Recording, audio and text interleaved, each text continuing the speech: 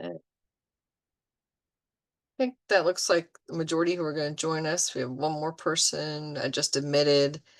Ben, do you want to take us through some of the issues before we go on to our speaker?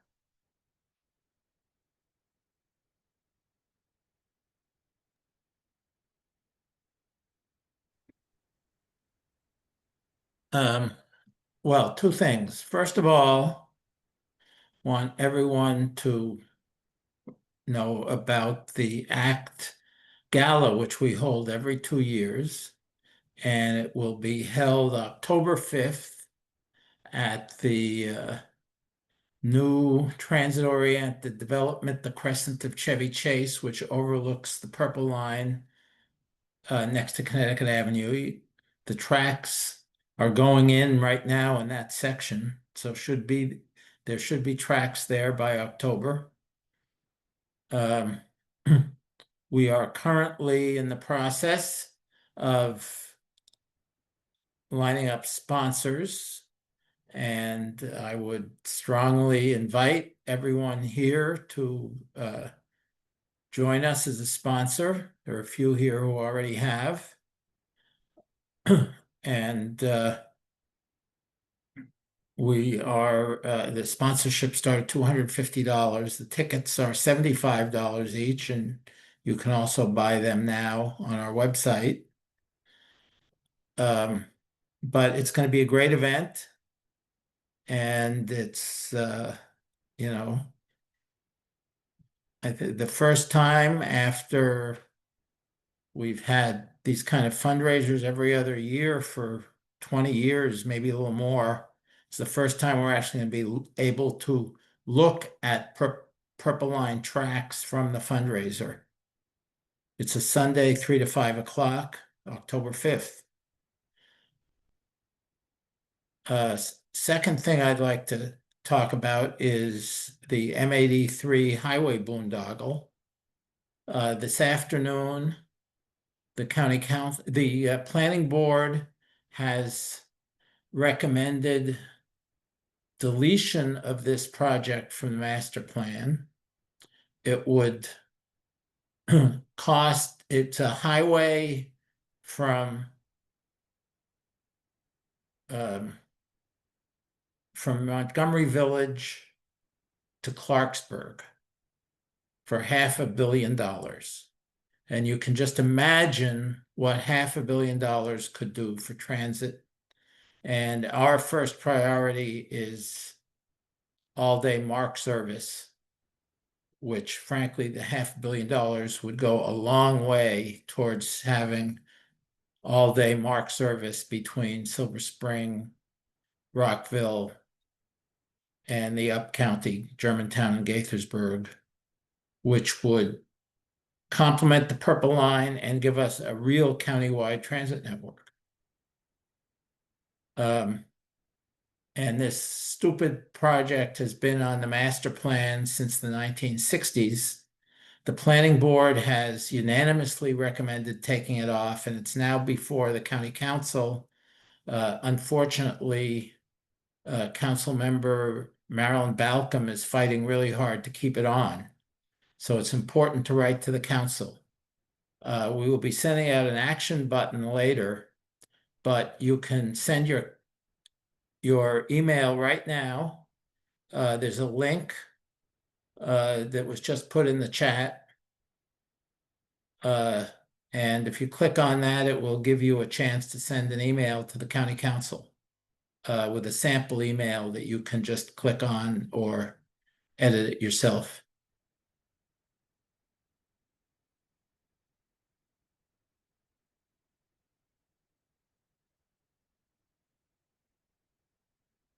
Okay.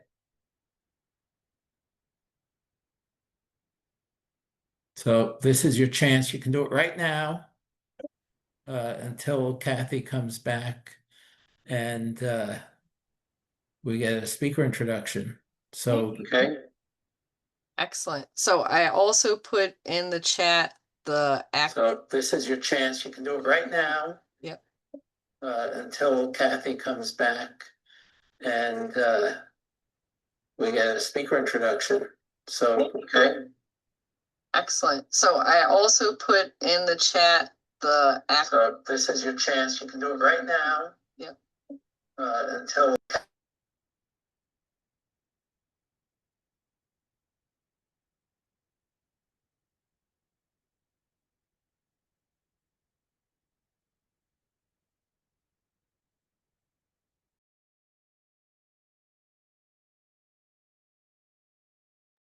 All right. I don't know if everybody else was hearing that loop, but that was trying to go onto YouTube Live. That was craziness. So turn that off. And so in the chat is also the gala link for attending or purchasing tickets, and also for sponsorships has been mentioned. And we have our action button for M83, both those in the chat now. So Cheryl, I'm going to ask you to unmute and introduce our speaker.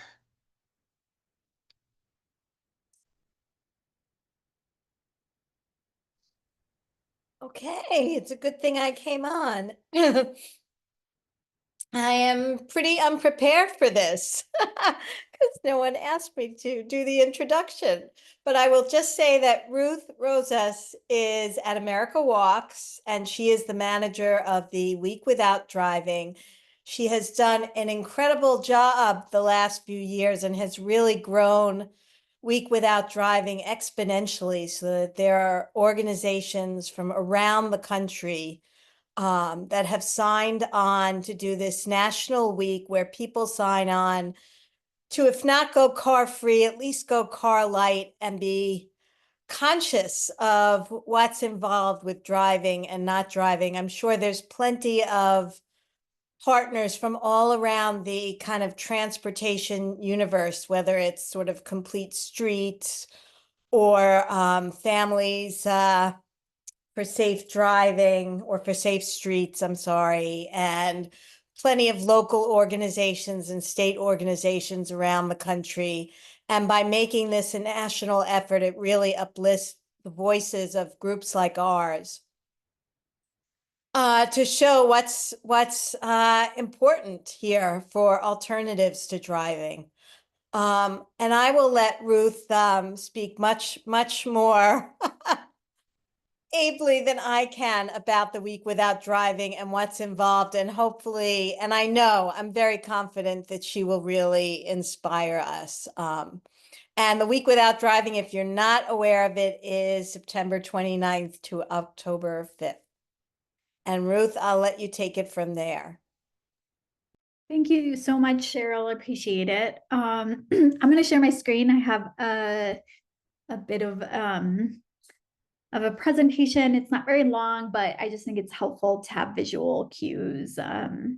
So like Cheryl said, and I really thank Cheryl for inviting me today, we have been organizing Week Without Driving since 2023. I'll get a little bit into the background of what we do, what it has been like, and kind of why we're doing this work, and then offer some resources if you're all interested in hearing more. I'm also happy to connect to, help you all out to figure out what it would look like if you are interested in taking it a certain direction. So like Cheryl said, Week Without Driving this year is September 29th through October 5th. It's usually that very first week of October. And we chose this time because it's hopefully is not too cold or too hot in too many places. And we want to make it pretty easily, pretty easy to do, pretty accessible for people. And it is a collective reflection. We do take this time to think about transportation access, who has mobility, who doesn't, and equity, and how different communities are affected by the transportation options in their community. So a little bit of the history. It started in 2021 with the Disability Mobility Initiative. Anna Zievarts heads that program under the Disability Rights Washington. This is important because even though it's a transportation, focus, it did come from disability rights. And the goal was to get elected officials to better understand what the experiences are of their constituents who don't drive. What they were doing was basically gathering stories from non-drivers all over Washington And in a lot of places in very rural Washington, people talked about delaying healthcare, having a hard time accessing services that they needed, spending a lot of time inside their home because they weren't able to get around. And so they collected a bunch of stories. They did a story map and they were sharing it with elected officials, but it wasn't getting the traction that they wanted. And so what they decided was, why don't we start to actually, figure out a way to get elected officials to do it themselves, because they're drivers. And so they probably can't really understand what it's like to have that firsthand experience. So they started pairing up, and asking elected officials to not drive for 1 week. And some took it on and started doing it. And then it kind of escalated from there. In 2023, Anna came to us at America Walks and asked us if we could help do it, take this nationally. At America Walks, we specifically focus on pedestrian and just existing in, a public way and what that means and everything that entails. And we've been helping kind of grow this movement. We do call it a national call to action. And the goal is to reflect and learn and share what your experiences are. So one thing that we talk about often is that non-drivers make up 1/3 of the US population. I think a lot of people are really surprised by that. And I think it's because we often think everybody drives. But there's a lot of non-drivers among us. Some places it's higher, some places it's lower. People who tend to be non-drivers tend to be, for example, they tend to be more renters than homeowners. They tend to be young people. We know there's a trend of young people driving less and less. We don't know why, and I know there's a lot of theories of perhaps why, but the trend is tending to be that young people are getting their driver's license at a much later age. Also, people with disabilities, Black, Indigenous, and immigrant communities, low-income people, those without an accessible or access to reliable access to a vehicle, also visitors and travelers, people who choose not to drive. And then also, we know that 18% or older, 18% of people older than 65 don't drive, and 35% of women over 75 don't drive. We also know that seniors outlive their driving age by 7 to 10 years. That was a study done by AAA. And I don't think we pay enough attention to those things. So we do talk a lot about aging in place and what it means to be able to age in place, because we know that as we get older, we may leave driving and we may prefer to live in a community that has more transportation options, but we think all communities should have those things. And just so you know, the exact percent is 31%. This does include children, and we're very adamant about the fact that children have transportation and mobility needs, right? They need to go to school. Their parents need to figure that out for them, but they do have transportation needs, and we need to consider those when we are planning and, designing our communities.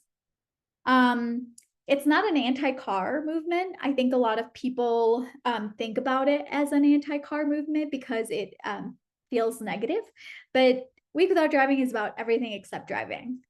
We really focus on transportation options. We know we live in a car-dependent society, and that comes with benefits and it comes with negatives. And we want to be very honest about the negatives and the fact that we're all affected by it. We're born non-drivers, right? And we should have those options available to everybody. And so that's what we really preach. So it's not so much about like leaving your car and riding your bike, right? But it's more about reflecting, what if one day I could not drive? What would I do? How would I get around my community? And that reflection and sharing piece is really the most important part and what drives our campaign. And this, movement is really led by a national coalition. We do have a national advisory board that's made up of local organizations, and they help us guide what we're doing in this work. The national coalition is made up of hundreds of organizations and local governments, transit agencies, individuals, and these are people who just want to carry out Week Without Driving in their communities. And so they're the ones organizing. it is very loosely, focused in terms of, we don't have a policy that we say we advocate for. Our goal is reducing car dependency, which is very large. And so we really let people figure out what it is that they need out of Week Without Driving. And because Week Without Driving is a tool, people can use it however they want. So we have churches that are part of Week Without Driving. We have housing organizations. We have environmental, climate, public health departments. And we have a lot of transportation people. And we know that the transportation organizations are the big bulk, they're the biggest organizers. But we know that this intersects with so many other issues, which is why we've invited and we've intentionally reached out to people outside of the transportation space to join us, because we know that, as soon as you leave your front door, you are in, a transportation system and you're moving from place to place. And we know that's important. And we want to make sure that all the things that transportation touches are part of this movement. We do have 3 principles. We ask people to understand that this is how we're leading the work: awareness, equitable transportation, and justice. Awareness has to do with the fact that we know everyone deserves the right and the freedom to move and be part of their community. And so we want people to reflect on that piece. Equitable transportation is about the fact that your community and where you go better than anybody outside of that.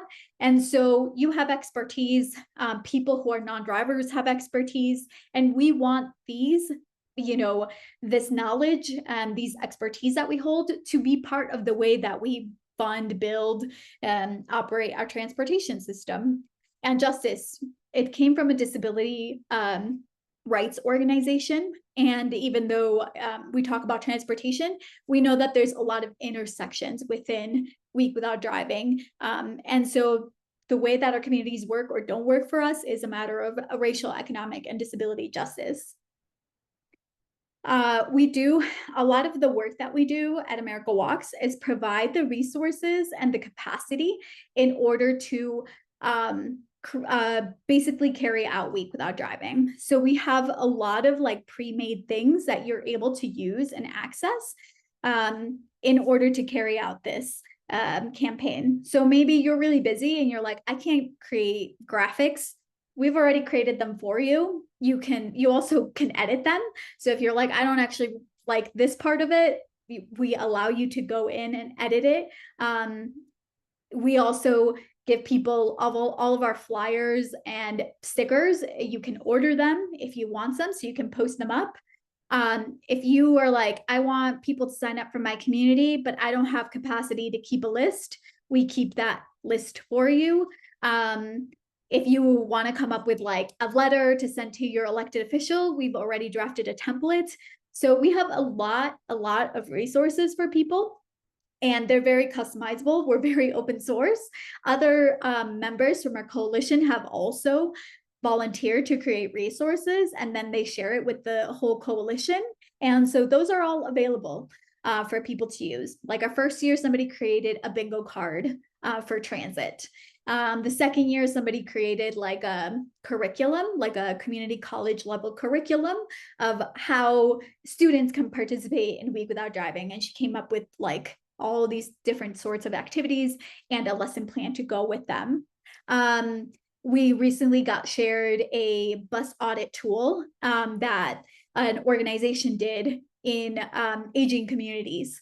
So there's so many resources out there. And whenever people are really interested in doing something, what we found is that being open source and being able to have these tools available for people to use as they see fit is really important. Our organizers, or the people on the ground doing the work, are the most important. These are the National Coalition members. They do all sorts of different things during Week Without Driving. Some have organized bike rides. For example, the top right picture, that's actually an architectural planning firm that did Week Without Driving. The one in the middle, those are young people who are participating in Week Without Driving by doing some outreach and talking about commuting by bike on a college campus.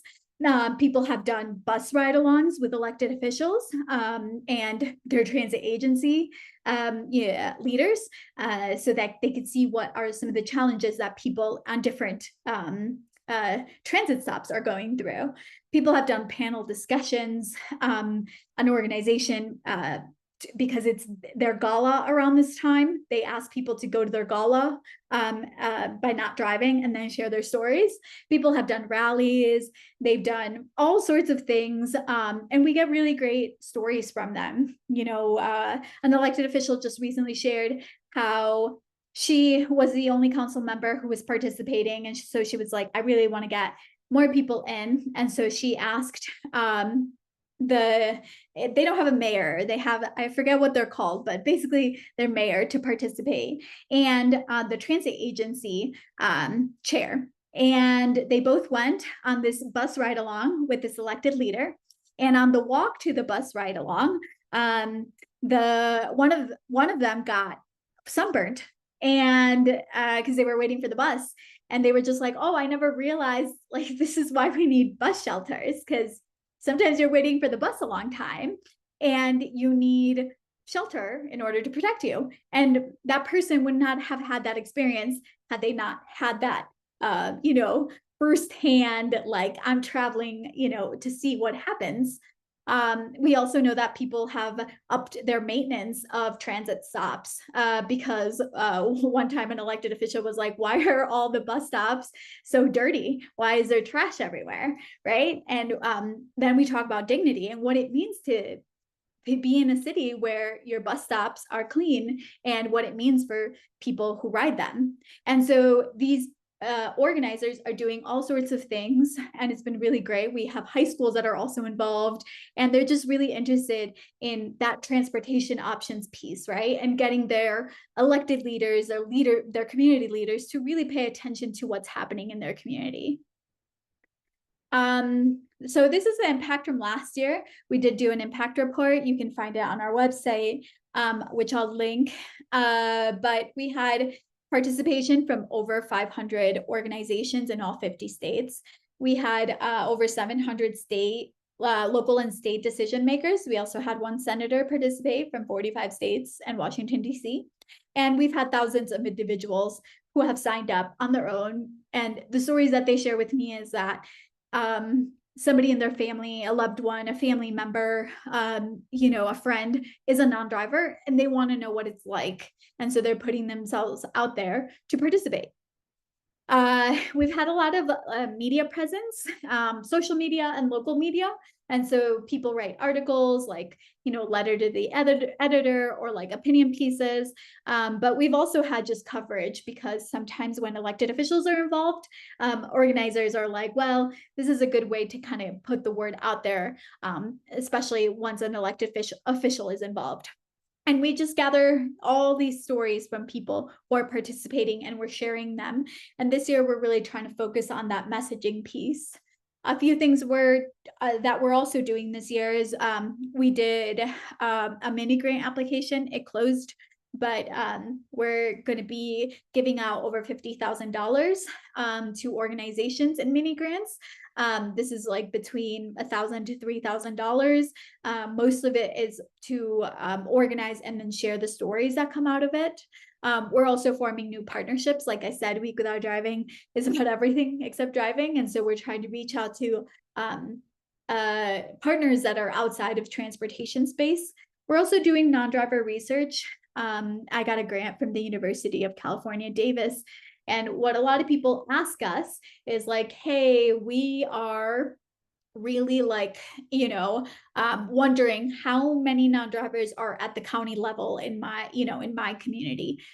We don't really have that information, and it's actually really hard to find. And some places have done it, like Washington State did it, Wisconsin has done it, but it's very few. And most of the reason why that it was done in Washington, for example, is because their legislature mandated it. In Wisconsin, it was because there's a high number of non-drivers, even though there's, I'm from Chicago, and I used to live very close to Wisconsin. There's large places that are very rural, and there's just no transportation options. And so what we're trying to do is gather some of this like initial data to try to make a case why non-drivers should be a population group that we plan for, we research, we, think about when we're thinking about transportation. And so I'll drop the link if you know anybody who's a non-driver. We're doing the interviews right now. They do get $100 gift card for sharing their story. And we were hoping to release all this information by this week without driving in September, October. And so I'll drop a few of the links in the chat, but if you're interested, let me know. And finally, I'm going to leave you with a video. This is a compilation of all our highlights from last year.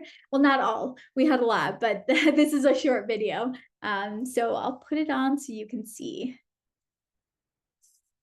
27 News Time 642. If you've ever wondered what it's like to be a non-driver in the city of Madison, now's your opportunity to figure it out. Are you ready for a challenge? All you have to do is go a week without driving. The week without driving is really a chance for elected officials especially, but everyone to experience the transportation systems we've set up from the perspective of the 40% of Madison and Fitchburg residents who don't drive. It's about walking and rolling in someone else's shoes. The endeavor aims to broaden understanding and empathy to the barriers everyday non-drivers face. To hear your stories and experiences about how you get around Lexington. Well, say you drove to work today, or maybe you needed to make a quick stop at the grocery store. No problem, unless you don't drive in a car-centric society. Where people live and where they work is part of that challenge. Should my time be worth as much as someone who drives? Disability Rights Montana received numerous quotes from their clients about not being able to drive. Eileen from Northwest Montana said, quote, "Doctors and specialists are 90 miles away. I have to save for months to afford the travel costs and have delayed cancer care because of it." I really feel it, Tarda. It's critical that more of us understand the transit system and what it means to be a non-driver. I'm excited for the week without driving because I think for generations, we've been trained to think that having a car equates to having freedom. But actually, being able to live and exist without a car, it's a whole nother level of freedom that I think this week without driving will allow people to experience. That some people have never thought about freedom in that way before.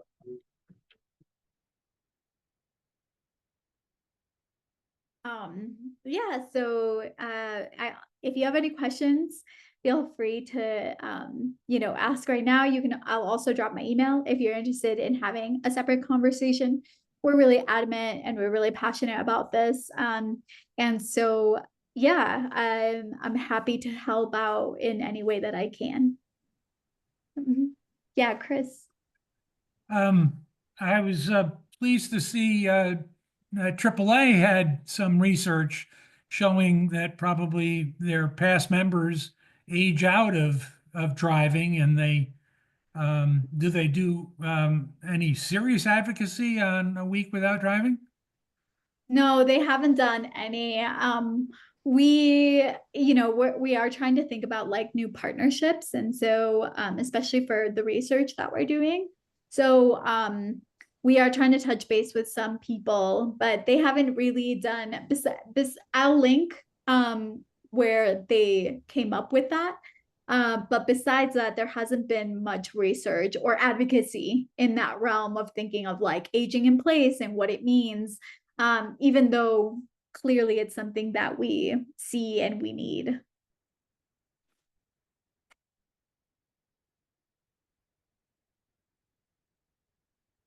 Yeah, Michael. Hi, Ruth. Thank you for your presentation. I, for one, will be definitely checking out the bus audit thing you mentioned on your website. That's definitely very interesting to me. But so 2 questions, they're both quick. First, so I read When Driving is Not an Option. And one of the things that came up in that book for non-drivers when we talk about advocacy for that is that sometimes parking is pitted against disability rights.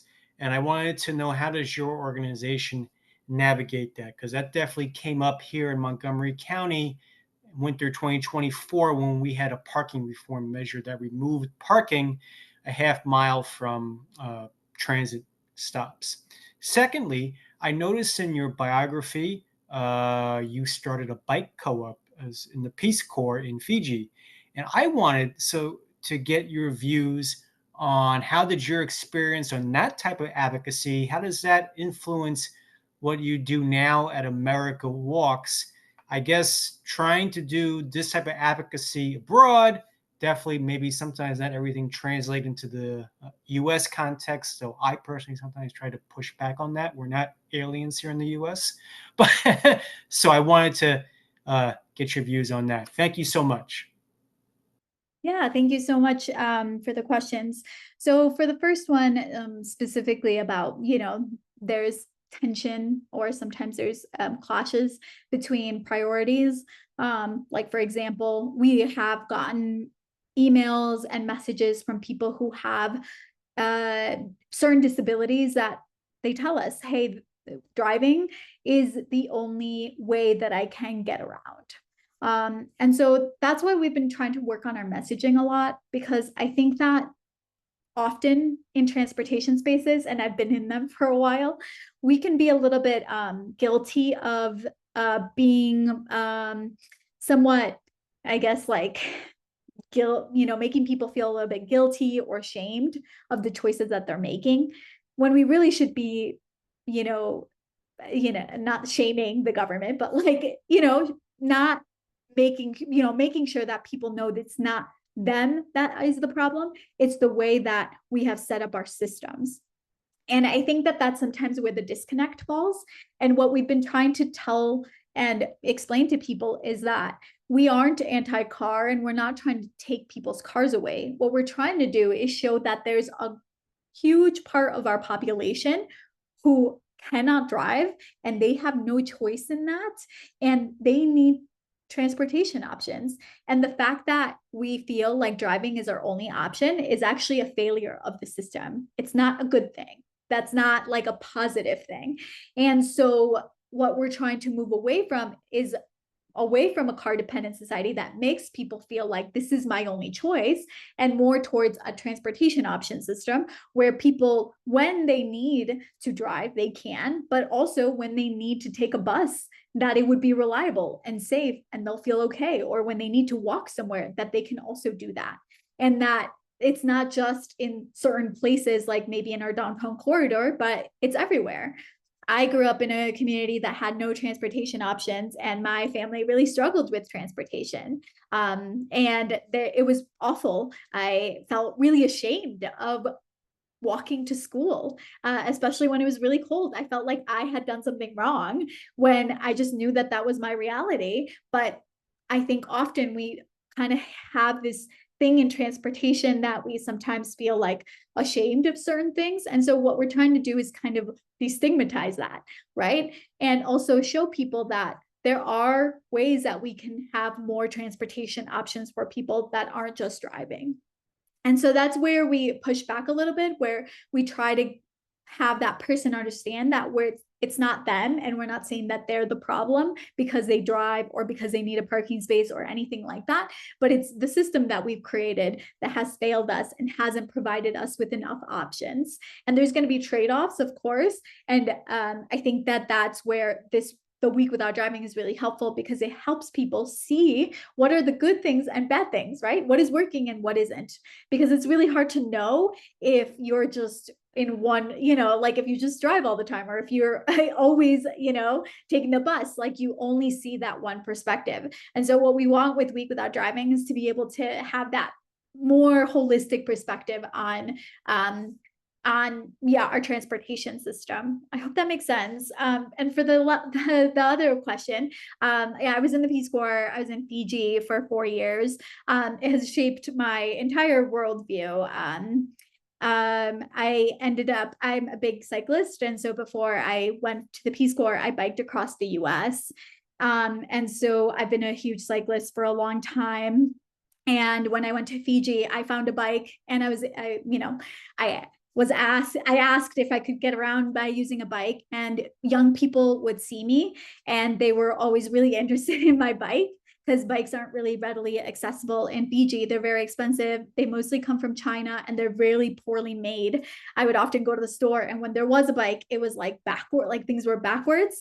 And I had worked for an organization in Chicago called Working Bikes, where we send bikes abroad. And so they shipped 500 bikes over to us in Fiji in order for the young people to learn. So we taught them like bike mechanics and like what it means to ride a bike, and kind of we took it from everything from like the transportation piece, but we also, some were really interested in the sport. And so I also biked around the Fiji, you know, different Fiji islands, and it was amazing. And it was all things to just like, I didn't really go into it thinking of that. I was actually there to do youth development around education. But young people were really interested in this. And now they've like focused some of their efforts, like the government has, on thinking about bicycling as a form to get around and as a sport, which has been great. But I think that has colored a lot of, like you said, we're not aliens. And so people are interested in bikes and kind of moving around, human powered and all those things everywhere. Like it's not just here, it's not just over there. Like we're, you know, there's so many things we share. And the cool thing has been that Week Without Driving is global, where they're really present in Australia, for example. We have a really big group in Australia that has been doing it. It's really big in Canada. We have some groups in Mexico that are interested. I just got somebody from Ghana who was like, they do traffic safety with young people, and they want to use some of our resources and Week Without Driving to talk about their traffic safety. So it's kind of been all over, and we're really thankful for that, because like you said, there's just so many commonalities and so many things. And so we're hoping that Week Without Driving can be a tool that helps people learn about these different things. That's extremely cool. You're now at least the second ACT speaker that I know of that was involved in an effort to get bikes sent abroad. We had a speaker who did it in Central America for 2 years, teaching in villages affected by the Central American civil wars in the 70s and 80s. So you're at least the second one. It's extremely cool. Thank you. Yeah, thank you. Richard.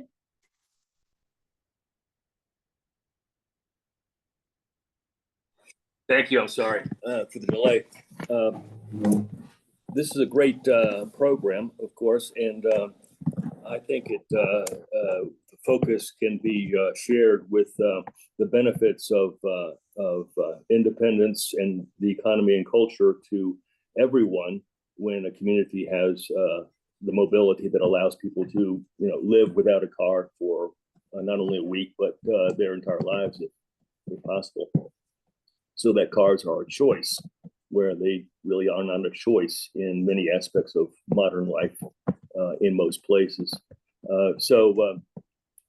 And there's some work from the Victoria Transportation Policy Institute, some recent work looking at how the economy as a whole suffers as we try to increase vehicular mobility. So you can speak on those general topics, and I'll get my microphone off. Thanks.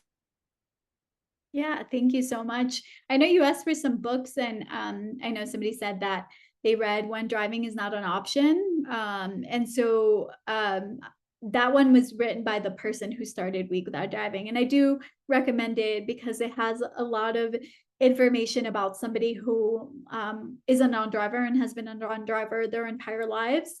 And she talks about that experience and kind of her getting into this space coming from a disability rights perspective. And so I highly recommend When Driving is Not an Option. But there's a few other, you know, I know like a lot of people talk about Charles Marone's Strong Towns, and he wrote a book as well, which I think appeals a lot to especially more mixed, you know, suburban rural communities as well. And there's a couple of other books that have been written that kind of talk a lot about the space in general. And so yeah, we have a reading list, so I'm happy to share that as well. Oh yeah, Michael, you shared that you read it. But yeah, if anybody's interested in that, I urge you to sign up so you can get our, like all of our resources.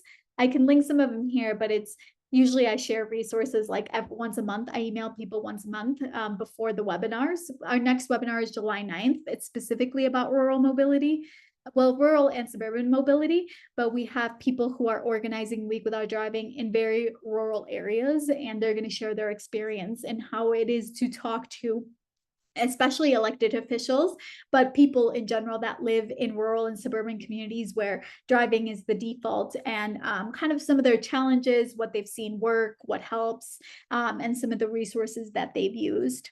I'll drop the link as well for that if people are interested in signing up to go to it. We have a couple of more webinars. All of our webinars are recorded and then they're uploaded to YouTube. They're only for the coalition members, but you're able to access them. And then we also do summaries. And if any resources come out of that, we also share those as well. So yeah, happy to, you know, like I said, we're very open source. So we're very like sharing is the best. So happy to share those things with you all. Hey, Ruth, I was just gonna suggest, because this is being recorded and posted on our YouTube channel afterwards, that we read some of the links aloud, because the people on YouTube won't see the links in the chat. So if you want to read some of your links that you posted. Yeah, I mean, I think one of the best links is weekwithoutdriving.org. When you go to that, you'll be able to see all of our resources that are on there. And one of the things that you can go see is events. And under events, you will get access to our webinars. You'll get access to our recorded webinars and then the webinars coming up, and it just shows you how to register. So you can go to weekwithoutdriving.org to pretty much find everything that you need. There's a couple of resources that can't be shared widely. So for that, if you go to weekwithoutdriving.org/join and sign up, then I can share those other resources with you all. Mostly they're the state directory list. So if you want to be part of your state directory, you can be part of it, but we don't share those as broadly, just because we know that there's obviously security issues. So we go through a vetting process for that. So we just want to make sure. But otherwise, most of our resources are on that website. When you join, you also get access to our Google Drive, which has a few more resources that we don't share as widely, just because, again, just more, you know, we want to be secure in who's accessing what. But that's pretty much it. So go to weekwithoutdriving.org to find everything. Excellent. Thanks, Ruth. And I posted actfortransit.org is our main website for ACT, and you'll find the information on the gala and everything there. And for recordings of this meeting and our other meetings that have been recorded in the past, you can go to our YouTube channel, which is at Act for Transit. And Chris, I think you were raising your hand. Yes. Do you have partners with the local transit provider for the DMV, WMATA? Randy Clark is the general manager and perhaps would be excited to publicize this. And his predecessor, Paul Wiedefeld, told me when he was the general manager at WMATA that he had grown up in northern New Jersey in a family that didn't own a car.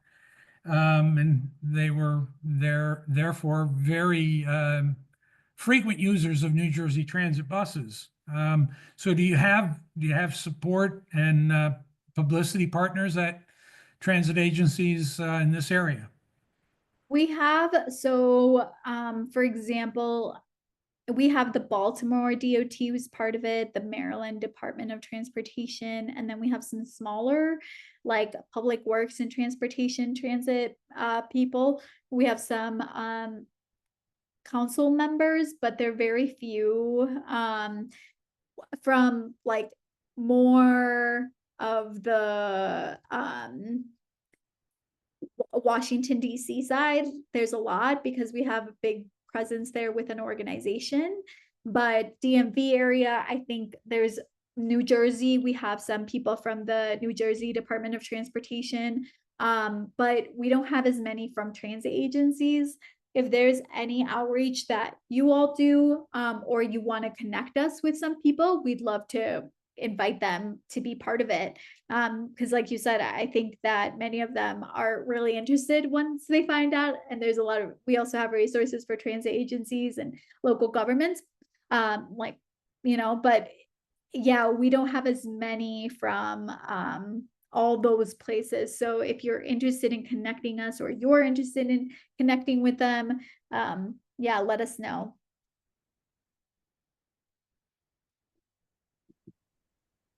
Ruth, do you have examples of local partnerships of advocacy groups in a particular area that have worked well together to amplify the voice around Week Without Driving and publicize it more, get more people and more elected officials involved?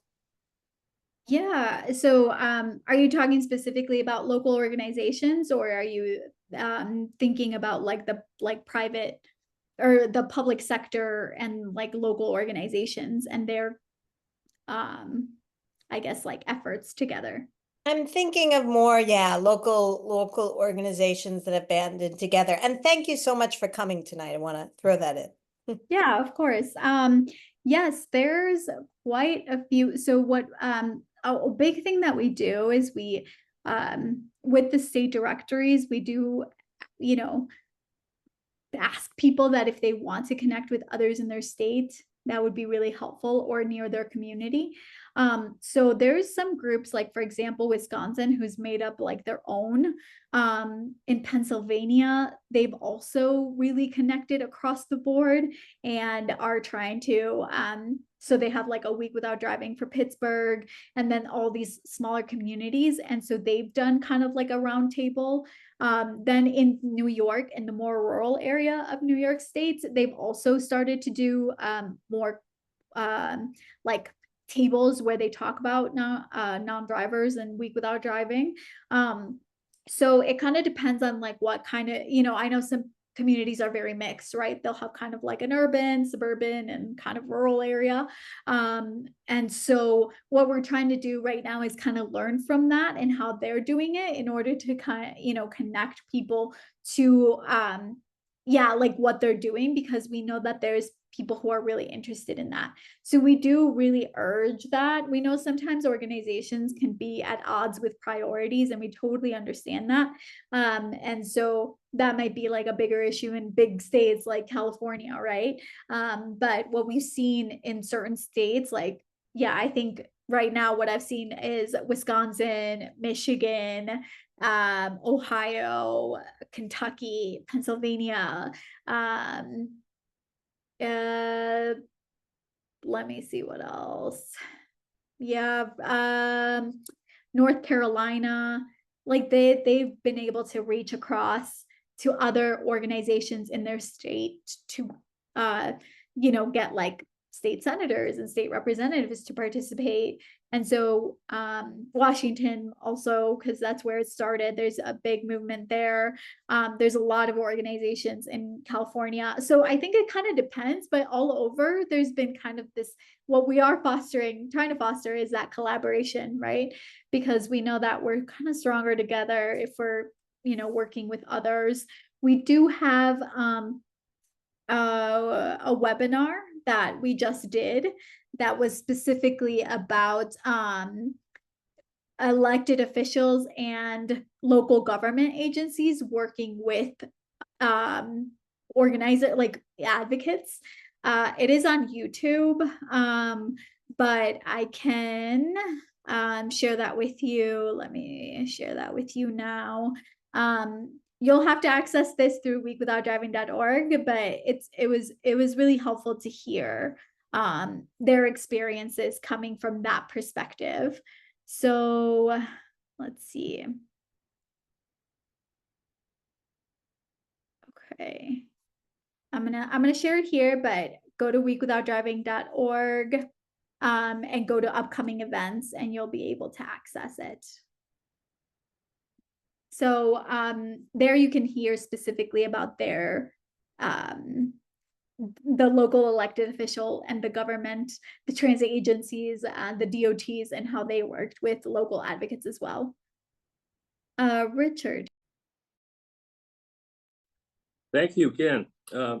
One of the group's cohorts that I think doesn't get sufficient attention are families with children. I had my own experience in shuttling around a young man who was about 12 and becoming a great soccer player, and for his mom, and I discovered all the restrictions and challenges that face children who need to get to after-school activities during the week and on the weekends and over the summer. So this cohort does not seem to get much attention, and the programs and activities that I see in Montgomery County is probably typical around the country, just don't recognize this issue, don't appreciate it. So I wonder what you could say about that and efforts that we can use to bring attention to this disparity, which is a great equity issue among other problems with it. Yeah, thank you for sharing that. And like we said, we're when we talk about non-drivers, we do include children in that because we know that they have transportation needs as well. I just shared in the link, and you can also find this on the website.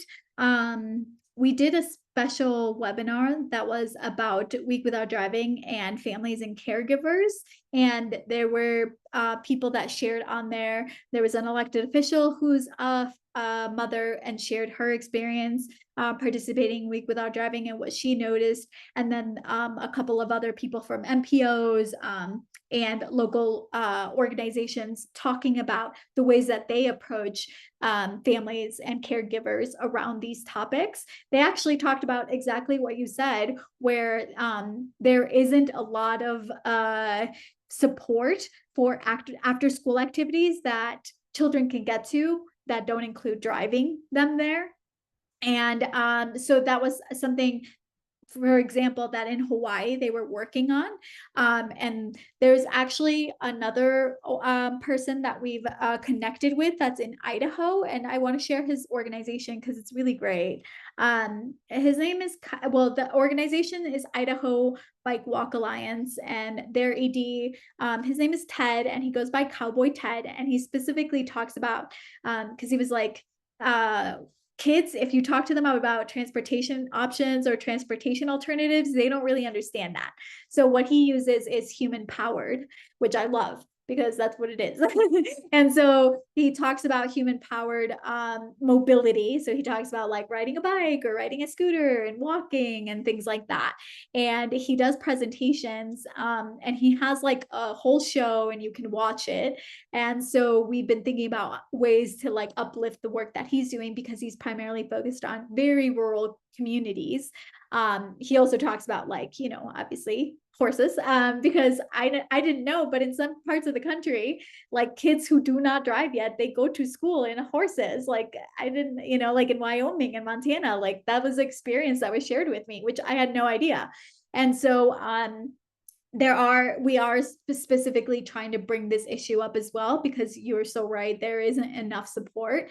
And we want organizations and, you know, local agencies who have the power to think about these things to actually do it and provide those options and think about the ways that they're planning their after school activities or summer activities to include children who, you know, maybe don't have the option to be driven by their parents, and ways that they can get to these activities anyway. So yeah, thank you so much for sharing that. The organization that I shared in the chat is called Cowboy Ted. So COWBOYTED.com. And he's really great, and he has resources on there. So yeah, feel free to check it out and hear how he talks about transportation for kids.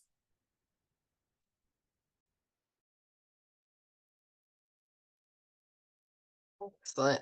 Thank you, Ruth. I don't see any more questions in the chat. We'll give a round of applause to Ruth. Everybody, virtual or real. And I'm going to ask Cheryl to unmute again. And if she can share our August meeting details, that would be fabulous. I don't have the August meeting details at the moment. I just got back from vacation and I have COVID, so it's good that we're virtual. And everything else is kind of not happening, but I will share that with you. I do have the August person, and I know I sent that information to Kathy already, but I Well, will I can tell look that everybody. up. I was Yeah. completely unprepared for any questions tonight. So I do know that I don't think we have a September speaker. October, I definitely do not have. And I will not be here for the week without driving. I just want to say that. I have a very important wedding to go to. And so I'm happy to plan and do stuff in advance for the week without driving, but if we're gonna get active for that week and doing anything during the week, that week, I will definitely need assistance. Okay.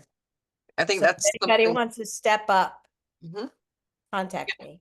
I think people can, if you want to put your contact information, Cheryl, in the chat, and I think the ACT board will be discussing it at our next board meeting.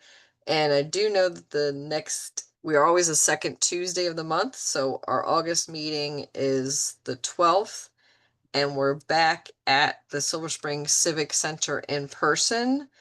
So save that date and check that out. If you are an ACT list member, you should have already gotten or be getting the new transit times issue, and that has more details on upcoming events as well as our Facebook page and website. Well, we have the speaker for August. It's